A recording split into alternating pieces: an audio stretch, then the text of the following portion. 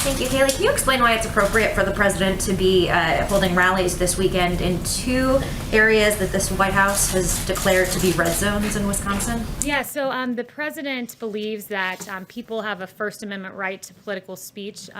He is having a rally. People can choose whether or not to come. The governor has begged the White House to please not continue having events like this. Your own coronavirus task force says this is an area that people need to be really careful and double down on social distancing. So why is it right for the president to be coming in there and holding another rally Well, or two rallies? We employ measures to protect rally goers.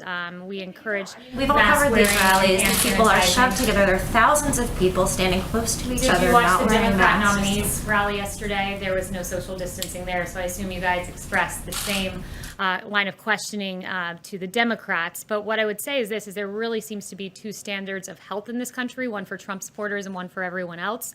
You had 1,300 health experts literally sign a letter that said, we do not condemn these gatherings, speaking of the protests that we all saw play out, we do not condemn these gatherings as risky for COVID-19 transmission. We support them as vital to the national public health. So it's vital if you're protesting, but somehow political speech is no longer vital when it comes to a Trump supporter. Within the last week, around 50,000 workers, Disney, United, American Airlines, have all lost their jobs. There's negotiations going up on Capitol Hill, but there seems to be a division between Treasury Secretary Mnuchin, who has expressed some willingness and ability to work with Speaker Pelosi, and Chief of Staff Meadows, who is widely reported to be against sort of moving forward with this deal, was up on the Hill speaking with Senator McConnell yesterday, but not involved in the actual talks. At this point, isn't it time for the president, especially considering the tight calendar before the election, to step in himself and have these conversations? And this came up at the debate the other night. If not now, when for the president to get involved? Yeah, so, first I would say Nancy Pelosi is not being serious. If she becomes serious, then we can have a discussion here. But her offer by trillions of dollars. We've raised our offer, but when you lower your offer $2.2 trillion and you ask for direct payments to illegal immigrants and you ask for certain deportation forgivenesses in your offer, it's not a serious offer. What we are talking about here is relief for the American people, for American citizens, not direct payments to illegal immigrants. We raised our offer to $1.6 trillion.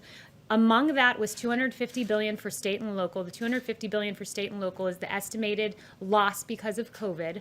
And also there's $150 billion for schools, $50 billion above what Nancy Pelosi asked for. It is a good proposal, but it's one that she is not interested in.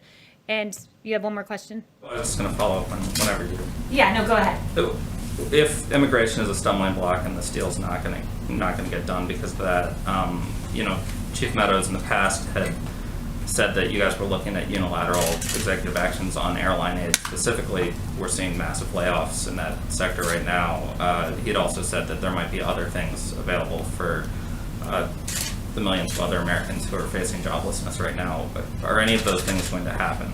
Yeah, it's a great question, and it's very sad to see what's happening in the airline industry. I met a few of the airline workers on a flight who would lose their job, and their job loss, 19,000 people facing layoffs, is because of Nancy Pelosi. The White House right now, you talk about unilateral action. We are willing to look at a plan, legislation that is just clean legislation to protect those airline workers. Nancy Pelosi, rather than playing election partisan politics, should come to the negotiating table. Let's consolidate around things we agree on. And I think something we can agree on is 19,000 workers should not lose their job in the airlines. So it's incumbent upon Nancy Pelosi to engage with Secretary Mnuchin and the Chief of Staff on making that a reality.